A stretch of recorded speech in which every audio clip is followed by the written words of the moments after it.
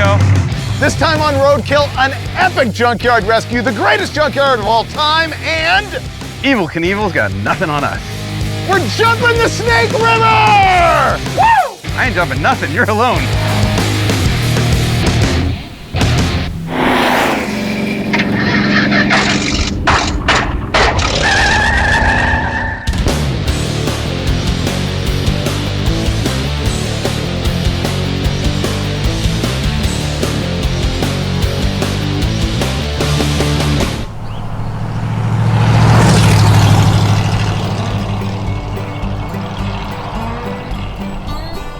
Idaho, baby. We're here at L&L Classic Auto, and from what I've seen, which isn't much, I can already tell you this is one of the most amazing yards in the history of junk, which is perfect because we're here for another crossover between Roadkill's Junkyard Gold and Roadkill.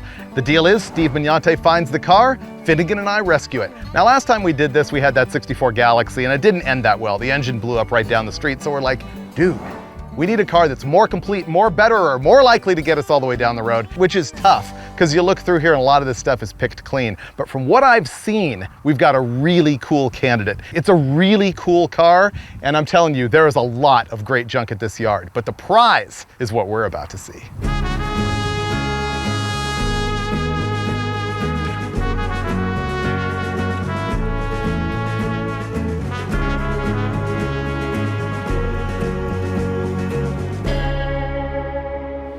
I like it. It's a good shade of brown. T37.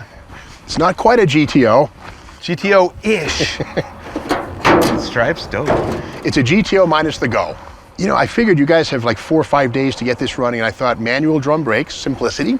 It's an automatic, which could bite us, don't know. Yeah, but, you never know. Change of fluid. But the nice thing is, it shows 352 barrel, but it has a 4-barrel carburetor, and it's pre-EGR. And the chrome valve covers, it smells to me, it's vibrating like a GTO 400. But nothing else. It's a 350 with a 4-barrel swap, like 300 horsepower, headers.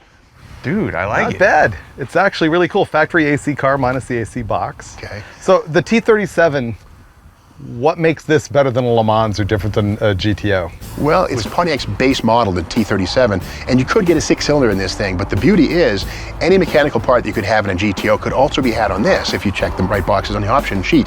So this one here with the 350, you know, somebody had that in mind, but I love the fact that this one has the longitudinal sport stripe, which was an really option. cool. Looks like a GTO. I'm getting more and more pumped on it, I have to say. Oh, dude, it has sculptured shag. I can't believe I'm more excited about that than I am about the rest of it. That's disgusting. The shag plays. It's like a 70s porn set. How would you know? Someone's been to Carpeteria. This thing's hopped up. Oh, it's got like the GTO-ish dash. Yeah, I believe so. Yeah, the circle gauge is right. No tack on this one. That would have been an option, but it's too bad it's a column shift automatic, but you know, you got the bench seat, you know. Yeah, the shag goes well with the brown wheels and the rust.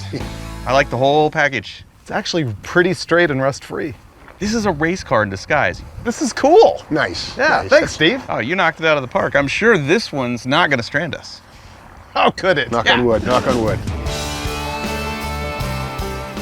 Well, I hope for this Roadkill rescue, the guys learn a little lesson from that 64 Galaxy, the one that puked its 390 on the side of the road. But I think this car with its patina and the cool sport stripe on the side is going to raise a lot of eyebrows. This time we're gonna do it right. So we have a plan, which involves actually like changing fluids and trying to pre-lube the oil pressure. And Are you going to crawl under it here in the sticker bushes or push it out there? I would love to attempt to push it, but with 2 flat tires, I don't think we're gonna. Yeah. Oh, okay. All right. At the same time, though. Okay. Ready? 1, 2, 3. Wrong shoes. Okay, I'll lie in the sticker bush. So we're pulling spark plugs out right now, and if they're covered in oil, that could be a hole in a piston or really bad guides or something like that. But so far, that one looks like it's just running stinky rich, too much fuel from the Quadrajet, which, as you know, is no match for the thermal quad.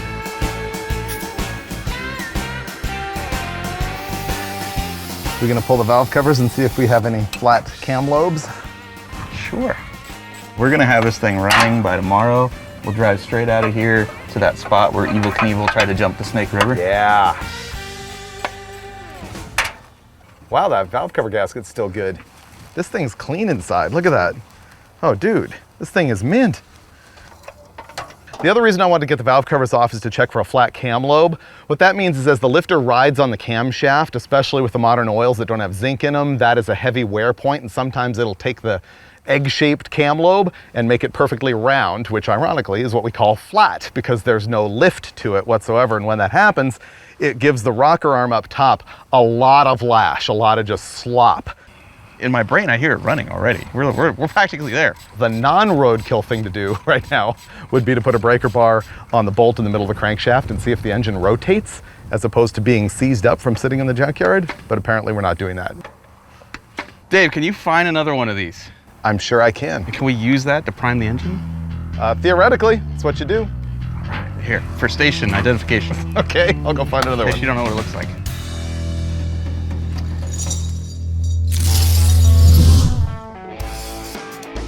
We're gonna try and make our own luck here by doing something I never do, which is pre-lubing an engine after it's been sitting around for a long time. That means building oil pressure inside the block without actually having to fire up the engine. The way we're gonna do that is by making a tool out of another Pontiac distributor, which I just found right here. So all I have to do is harvest this distributor from this engine, and then I'll show you how it's all gonna work. There we go. We're gonna make a tool out of that. Where are you, Dave? Get the oil drained out yet? No, that was the laying in the ground thing. I know, that was my passive aggressive way of saying, you didn't drain the oil because you're gonna make me do it. So here's the thing, I got another distributor. All we're gonna do is grind all of the teeth off of it. This tang right here is what drives the oil pump down inside the engine, but this gear is meshed with the camshaft. So if you want to drive the oil pump without spinning the camshaft and the rest of the engine, you got to take all these teeth off. We can chuck that in the drill and spinaroo. You be Mr. Mangle Modify. I'll be Mr. Jack It Up and lie in the weeds with the rattlesnakes draining the old oil out of the engine. Deal. I really feel like I came up on that deal. I actually feel like I just won the lottery. No snakes for me. What we're trying to achieve here is spinning just the bottom part of this.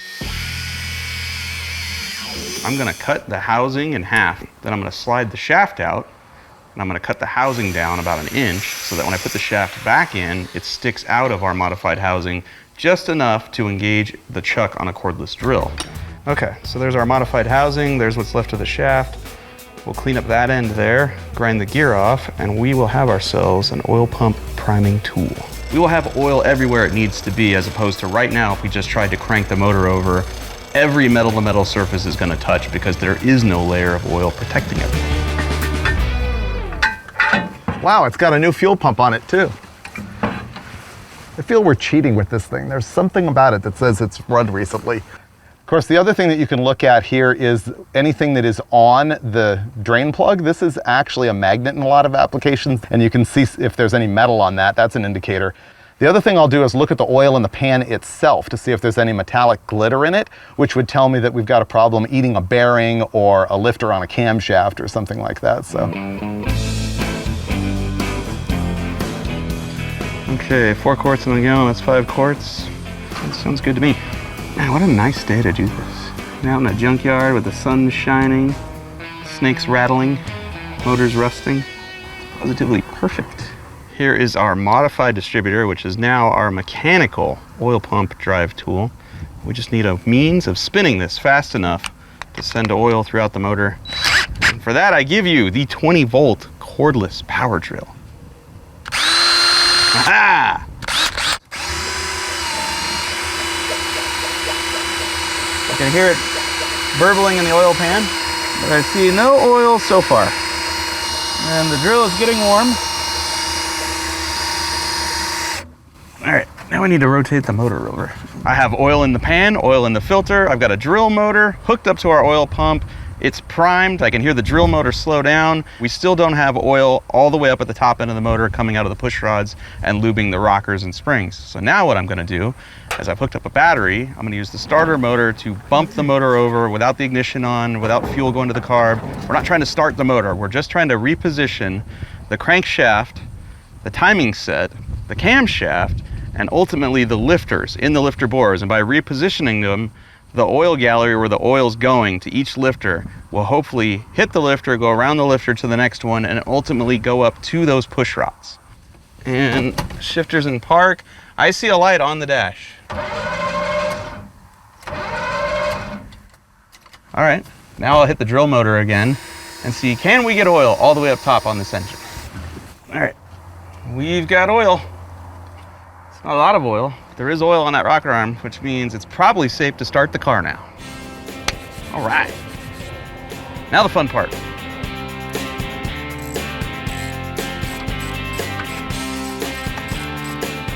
Very short bump. Okay, we went past it by 10 degrees. Earlier, when the engine was straight out of the junkyard, I had marked this as the #1 terminal.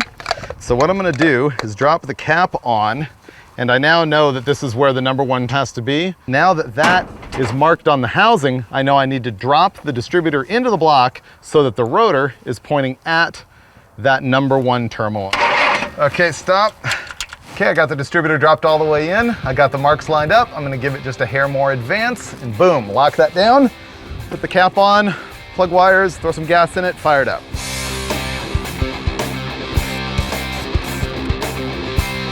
Cranking it, it's gonna fire right up. Freiberger. Yeah. I think this was a getaway car. See the bullet? Got shot at. Dude. Make noise. Had a spark.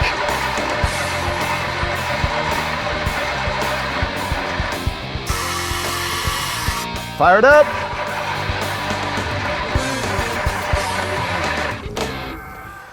Points ignition should fire with no voltage. It had spark when we first tried, but yeah, we might have to actually jumper cable this thing off the video van. David. Yep. I just found an insurance card from 1981. I have even better news. What? I just ran the numbers, and this engine is a 1970 Pontiac 400. We have a 400, not a 350? Yep. Somebody hopped this thing up. Yep. It's got cherry bombs, it's got headers. We got a race car. It better run. That'd be the cherry on top. You wanna try it again? Yep. There we go. Go, go, go. Come on. Here it goes. There it goes. Oh my God, it's alive! It's running. It's alive! Dude, sounds rowdy. That needs some timing, but it runs. Dude, we just brought a car back from the dead out of a junkyard that apparently hasn't run since 81. Let me crank some timing into it. Dude, okay. This is awesome. We got a T37. There we go. Yeah. Way better. We can make that run. This thing's alive. Boom. It sounded good. It's not awesome, but we can make it good. That was 8 cylinders. So it runs. Oh man, it sounds good. And it's a 400, not a 350. I never knew until about 20 minutes ago that I personally needed a 1971 Pontiac T37. This thing is growing on me big time. I really dig it. It's like the disgusting of Pontiacs. But what is irritating me is the starter. It's just not engaging with the flywheel. Every time we try and crank it, it's spinning without turning the engine over. And finally, when it does catch and the engine wants to start, it kicks back out, which is super frustrating because it means we can't do the stuff we need to do right now, which is set the ignition timing, make the carburetor work, check the automatic transmission fluid. None of that's gonna happen right now because the yard is like shutting down for the night and everything. But it does run. I think it's gonna be solid. There will be more winning tomorrow with Pontiac 400 power.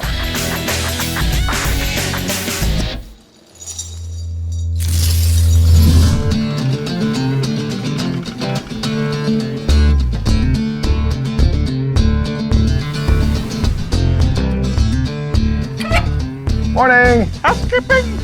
Housekeeping. So we got our Pontiac moved into this cool old gas station that they've got here at L&L Classics. It's all jacked up, ready to put a starter in and make this thing run first thing. But actually, here's what I have to do first thing. This has been bothering me. Oh. This is not a 1970. This is a 1971. That's probably gonna fix the starter, what you just did there. Think so? Yeah, well, the car's younger now. Have we been charging the battery, I hope? Yes. We did. Okay. Yes. All right, well then I've got that part done. You can put the starter in, we'll be good to go. Okay. All right.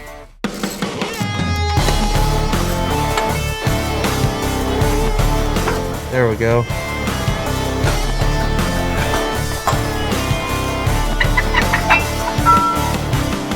I'm working on the brakes, but I started crawling around under here just to check it out. And man, this car is truly mint. The great news is it has a turbo 400 in it. A turbo hydromatic 400 3-speed automatic transmission, which would be the beefier of the two that would have been available in the car instead of a turbo 350. But I know that it's been swapped in because it has the long tail shaft in it, which means it came out of a full-size car. So I'm discovering stuff about our new Poncho, and I like it. Same as the other side, it's just used old stuff, but it's not that bad. I think I can put all the drums together and we can just start bleeding. Okay, go down and hold. I will push the brake pedal to the floor. Not good. Okay, up. It's gonna take a little bit. Down and hold. I got absolutely nothing happening here, so hopefully we don't have our big plug brake line problem. Maybe that's why the car's here. Somebody shot at it, swerved, brakes failed, bank lean on the car. Now we're in a junkyard. Oh, our master cylinder is junk. It's just moving the fluid out of the front reservoir and into the rear and overflowing everywhere. Okay, we can change that master cylinder. All right, starter's going in. Finnegan's working on the starter. I thought I'd find out what's in the trunk. This is always a great moment on a junkyard car. Who knows what's going on in here? What is this? Doo-doo. Gonna put it on you. Cool. All right, back to work. You ever seen that before? This thing is way too high tech for me. I'm used to like a knob. I guess we're finally ready to start this thing again and hopefully tune it up.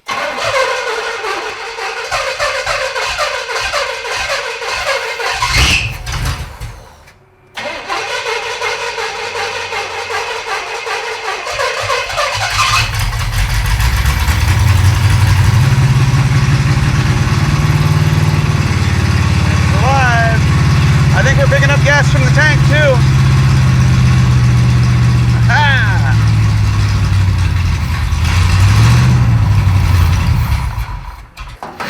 That ran longer than it ever has. Yeah, I think it might have picked up gas. It's only got like 10 degrees of timing in it. I will advance further. Try again.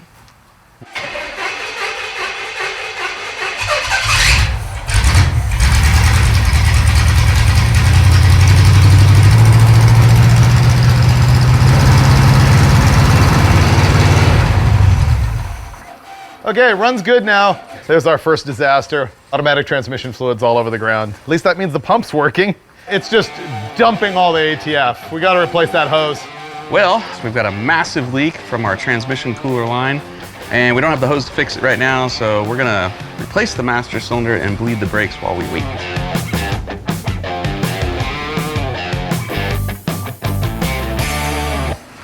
All right, turn the wheel all the way the other way. And this one's a different bleeder size. Wait. Well, we tried to do this the lazy way and just bleed the brakes that were here, and I've already popped open this cylinder here. It's leaking already, and so we got to change all the wheel cylinders. Ah, the wheel bearing's stuck to the spindle. Oh, that's officially ungood. Yeah, see how this bearing is just completely welded itself to the spindle? That's super bad. Boom, wheel cylinder. See, you can see here where it's leaking fluid out the end. That's junk. We have new ones. So this is fun. The new wheel cylinders that I got are wrong. You can see that the thread size is different and the type of fitting it even takes is totally different, which is curious because also the new rubber hoses that I got for the front end are wrong. So we're gonna have to like run to a local Napa or something and see if we can make this correct. Okay, a couple of zip ties will make this average. Theoretically, the transmission fluid leak is fixed. Our next challenge is that we can't get our fuel system to pick up fuel out of the tank in the back. Who knows how many disasters could be going on back there with the sock inside or whatever. But we've got new rubber line on there now. We got hose clamps on there so it's not pulling vacuum, you know, pulling air instead of gas. So now what we're looking for is to see if we can get some fuel in the filter. Go.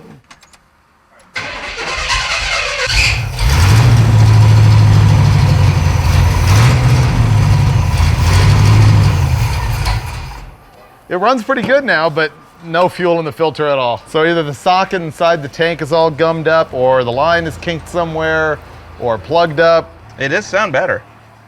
Remember I said we were gonna be doing this right? That ended yesterday midday.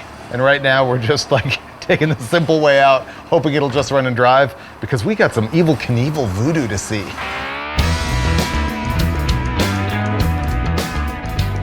Now we've got a jug of gasoline up front, and instead of trying to draw out of the car's fuel tank, I've got the hose going to the pump from, whoa, how did that happen?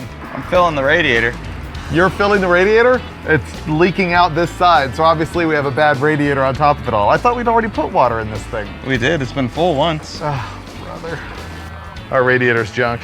We can fix that later with some JB Weld or something like that, but right now we're gonna crank it and see if we can get our mechanical fuel pump to suck gas out of our jug into our fuel filter. Cranker. There we go.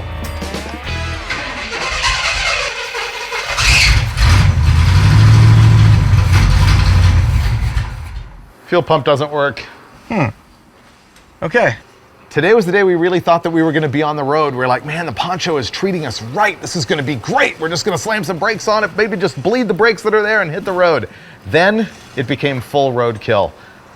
Bleeding the brakes didn't work. Found out that I had the wrong front wheel cylinders. Try and make the engine run. Couldn't get any fuel to the carburetor. Ran the fuel over to the fuel jug. Found out that the mechanical fuel pump is dead. Right when we were discovering there's a crack in the radiator.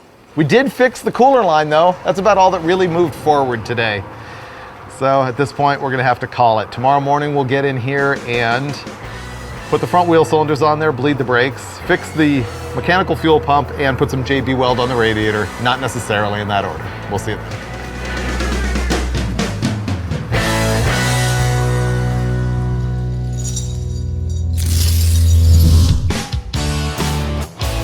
Oh man, this place is amazing.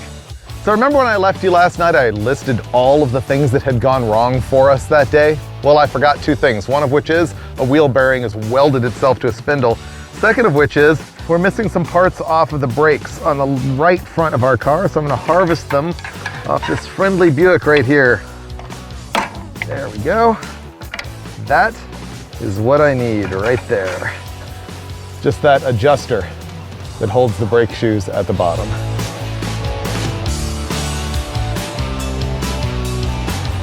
Our radiator has a tiny crack in it, and I'm gonna fix it using something I've never used before, JB Weld radiator weld. Essentially what this is fiberglass cloth, 2-part epoxy, and a piece of sandpaper. I'm gonna sand the radiator to take all the paint off of it.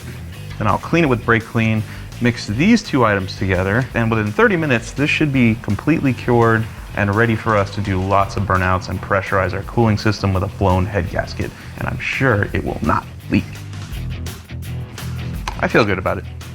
Okay, I got my Junkyard parts. I can put this thing back together and put in our new wheel cylinder. Here's the other problem I told you about. This wheel bearing is rusted onto the spindle right here. But this bearing is actually in good shape, so I'm just gonna grease it up. Here's the tech tip. This grease is for GM, Chrysler, European, and Japanese vehicles. Do not use this on a Ford, ever. Okay, what I'm doing now is figuring out how to pack this wheel bearing that is stuck on the spindle. Now it's time to once again bleed the brakes and find out, can we get fluid to the 4 corners here? Down? Down. Here, just try and move some fluid through. Okay. Oh, wait, maybe. Down. Down. Okay, just got my first tiny bit. Go up. Up.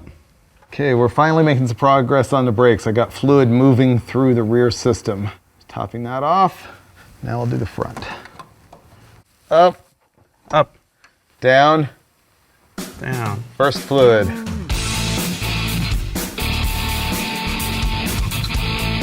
Here's our 2 fuel pumps. This is the old one, this is the new one. They're basically the same, except this one has an extra outlet here. And the inlet is pointing a different direction, but I don't think that's really gonna matter. So we'll just pop this in. Hopefully Freiberger wraps up that brake over there, and then we can fire the engine finally and see, you know, does the trans shift, do the wheels move, all the important things.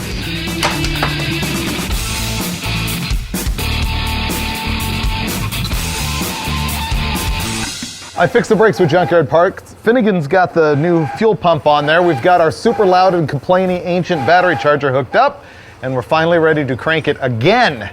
This is like take 7 to try and make it run so we can time it. So what we're looking for is to see if that new fuel pump is gonna work.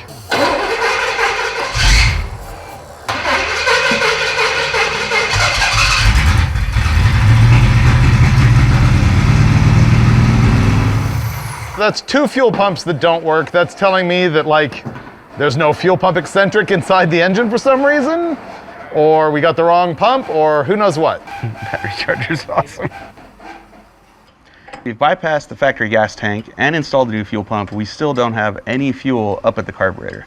Leads us with 2 conclusions. Either the eccentric, which is on the camshaft, which is what rotates and actuates the lever of the fuel pump, isn't present, or has fallen off, or was never there. Or we have a clog in our inlet or our outlet, something's happening, so we're taking the pump back off to try to look up in the engine block and see what we can see. There we go. Okay, so there's the pump. This arm rides on an eccentric on the camshaft that makes it go up and down. I'm thinking the eccentric's not there. There is no eccentric on the front of the cam. Perfect. The bolt is there, the timing chain's held on, but the eccentric is gone. Okay, so we're not taking the cam out, so we'll put an electric pump on it. Yeah. And then go have fun. Wait a minute, where's the old pump? There is no wear mark whatsoever on the pump arm. This pump has never had an eccentric on it. Yeah, see, and look, this is like swap meet or junkyard labeling here. So I think the car was here and somebody tried to get it running with this and failed and gave up. Ooh, I know. So this is a 400 instead of a 350, and it's got a turbo 400 in it with a long tail shaft. This drivetrain didn't come out of this car. Right. So the guy swaps it in, puts headers on it, header mufflers, the whole deal. Never gets it running in this car. Yeah. And can't figure it out, so he sends it to the junkyard. Gotta be. Is that it? Well, we'll never know because the guy that last owned it, at least on paper, is either dead or hiding because even the sheriff that came here yesterday to verify the VIN number and give us paperwork so we could buy it, he couldn't find that guy. Couldn't find the guy. So we'll probably never know, but we can certainly fix it and enjoy the fruits of that dude's labor. Next step, electric fuel pump.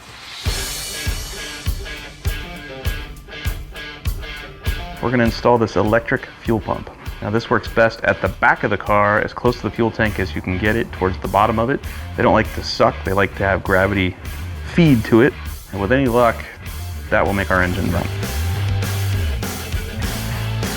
Now we have an electric fuel pump. Check this out, there's actual fuel in that filter. Fire it up. Okay.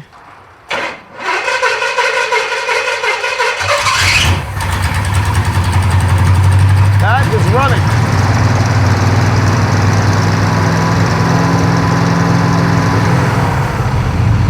Smoke. Why was it dying? I don't know, is there fuel in it? Yep. Wait. It's pouring gas everywhere. It just eclipsed levels of even roadkill not safe. Don't start it. If it backfires, we got a massive problem. Do we know where an extinguisher is? Season 8, suddenly he wants an extinguisher. Yeah, so that was all victory and everything until we got roadkilled once again. It is just leaking out that carburetor way too much to actually accept. Guess what I didn't order? Rebuild kit for the carburetor? Carb rebuild kit. It had a sticker on it that said it was rebuilt. I thought it would be fine. We can just pop the lid, fix the seal on the accelerator pump, put it back together.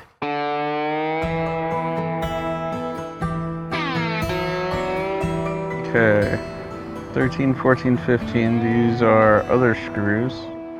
Carburetor rebuild kit was at the Napa by our hotel, which is like half an hour from the junkyard, so we figured what better place to rebuild the carburetor but at the hotel. I mean, we could be in the hot tub, but I wasn't going to allow that. The crew suggested it. That would be weird. That would be weird. Cheers anyway. Cheers anyway. All we really need to do here is fix a leaky accelerator pump plunger. So I'm hoping I can just pop the lid off this thing, change that one seal, and throw it back together. This was our leak, the accelerator pump plunger. This is a little seal So this thing goes up and down in a cylinder and pumps gas out the accelerator pump discharge nozzles when you floor it, but the gas was just flowing right past it. So we moved the spring over to this fresh one. Now I'm gonna stick it inside the top of the carburetor and we'll be back on the road. You'll know this is either going really well or really poorly by how dark it gets here when we finish.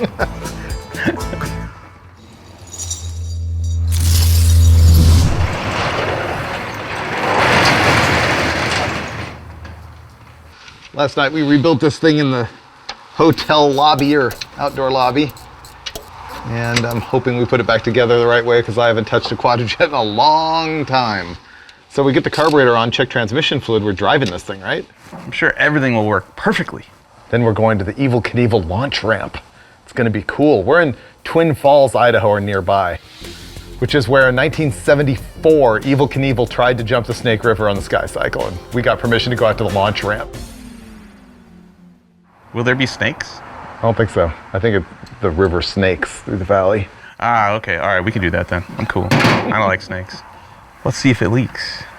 Our motel balcony rebuild. Fuel's filling up the filter. No carb leak yet.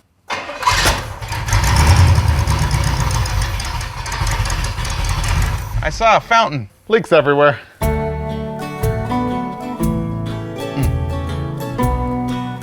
Didn't see that coming. Looks like we failed at our carburetor fix. It's leaking out of the exact same place.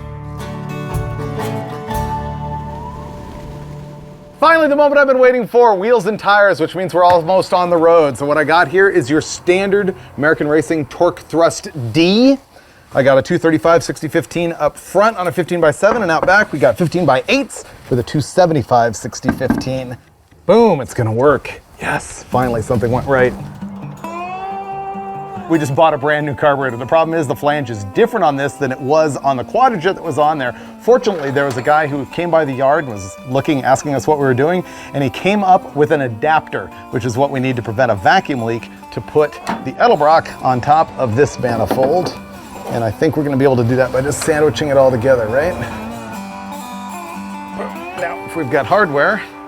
We are so close, so very close. Last thing here, hooking up the throttle cable, which no longer reaches thanks to our new carburetor. So, zip ties to the rescue. Look at that.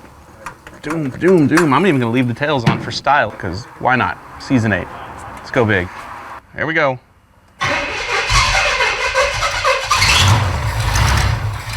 Yay!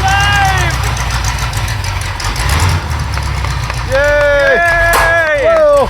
Oh. Woo! That hurt. Let me richen it up a little bit.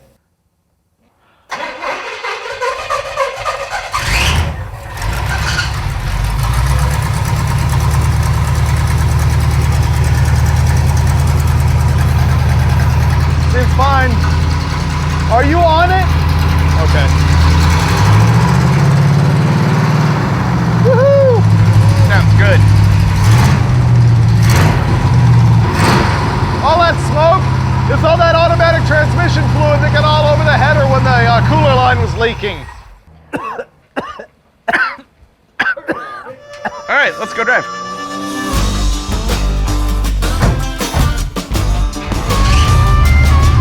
Hurry before the smoke comes.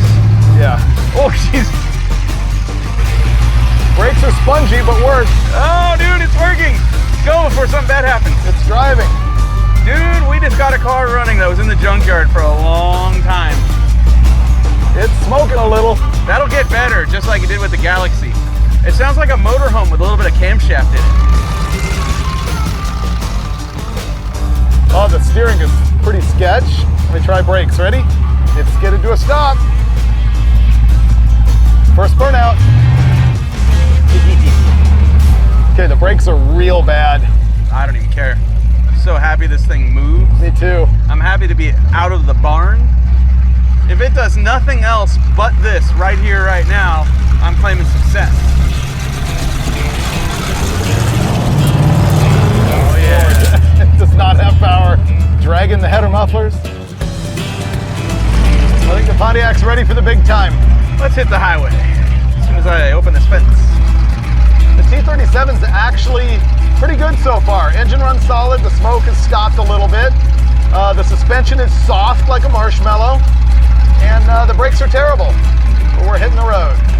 Alrighty, ready for attacking the spores? How about you go slow and steady, like the tortoise? Keep the dust down.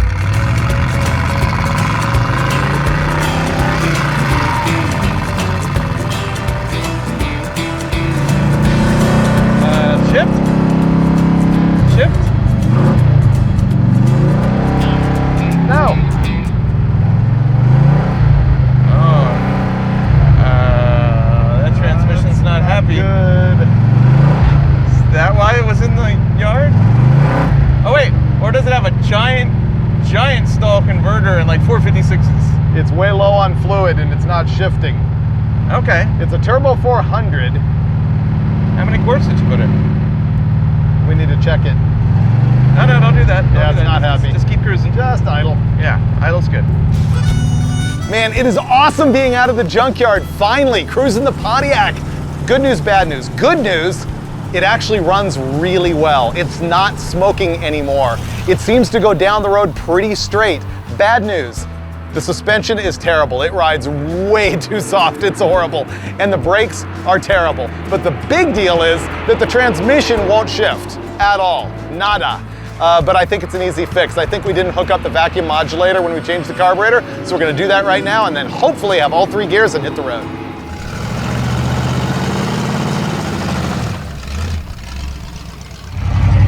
First.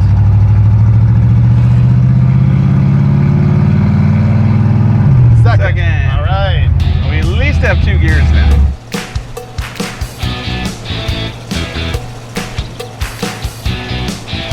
Oh no. Oh. Not that bad. Oh man. We've had worse. This is disgusting.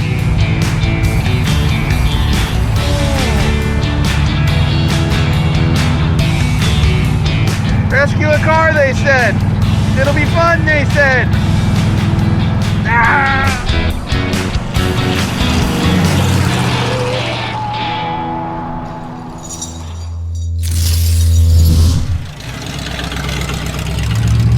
This car is our best junkyard rescue yet. So much success in one automobile. It's so much more serviceable. You know why? This ain't a Ford. Is that why? That's our problem. 2 Fords in a row. Both sucked. Aha. Galaxy, disgusting.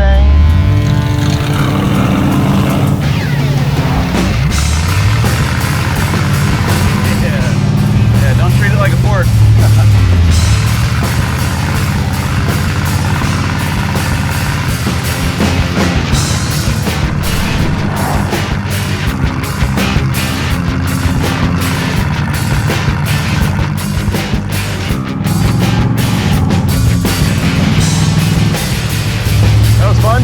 Obligatory off-roading of passenger cars. Check. Off-road muscle cars. Secrets of a happy life.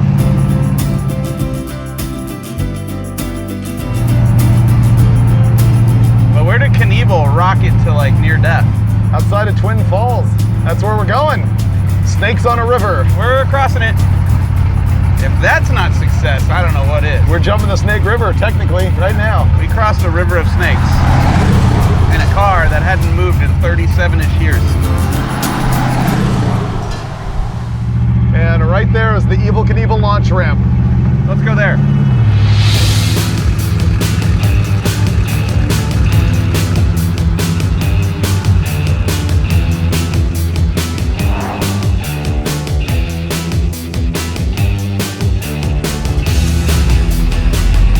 So here we go, Evel Knievel launch ramp, huh?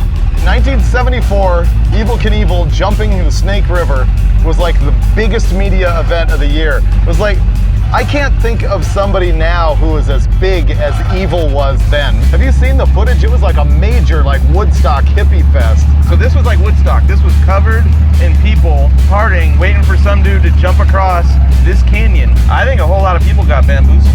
They did. Let's see the sky cycle. And in my brain, that's a motorcycle with wings, right? Flying through the air. And what they got was somebody's homemade rocket with a parachute on the back that just went. But they were so naked and drunk, they didn't notice. They had a great time anyway. Can we get to the top of this We're gonna try. Dude, go to the top. To the top. Eye of the tiger. Go. Oh, we can do this. Go to the top. Eye of the tiger. Go, go, go. Before somebody stops us. There's a bunch of people here. We're gonna make it, dude. We're totally gonna make it. Oh my God, that's a cliff. We're not gonna make it. Don't make us roll back down backwards. What if I guide you? I think let me, dude, they do this in four-wheeling, right? Spotters? Let me spot you. Let me get my phone though in case you don't make it, okay? All right.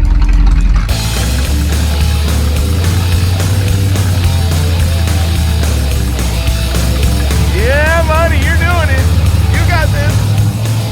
Yeah, you're doing it. Oh, dude. That was scary real four-wheeling right there. Oh, this is sketchy. No, you got it. Keep It's going. sliding over. There we go. Oh. It's sliding off the edge. We're gonna get stuck here. You're right. I'm gonna goose it. Don't stand there. Yeah, you got a bunch of room over here. This is super sketchy, dude. This is actually bad. I know. The wheel is turned really far. Maybe that's part of the problem. Let some air out of the tires, give me more traction. Sure. But don't make it so low it's gonna drag the ground. No. Check this out. I'm about to build you a bridge. Come on, there we go. Yeah, it's actually getting worse. Yeah, we probably need help. This is dumb. Here's what I've been dying to do this entire trip. We are in beautiful Twin Falls, Idaho, and we got permission to come here. I'm not sure they really expected us to try and drive all the way up the ramp. And it was going really well, right up to the point where I hit this big mound in the middle of the road, and the car just kept on sliding over and over and over, and it's at the point of no return right now. But nevertheless, Roadkill victory. Yeah, but we got as far as that guy did. I feel fine. Hey, we got this car out of the junkyard. Evo had a rocket built by rocket scientists. Yeah, no one does this. Woo! So you tell me, was this the best Roadkill Junkyard rescue ever because the car survived the entire episode? Or was it the worst because the car survived the entire episode? Well, for me, I think the Pontiac is like really the best junkyard fresh vehicle that we've ever done. I've never really wanted a 71 Pontiac T37, but for some reason, this is the 71 Pontiac T37. And if we do more with it in the future, I guarantee you will see it on a future episode of Roadkill or Roadkill Garage. You know what Hemi stands for? What? Hardly ever makes it. I have not heard that one yet. Did your car invent that one, or? It feels that way sometimes. I bet it does. But only on days in the end and the letter Y. That is a good one. I'm surprised I have never heard that before.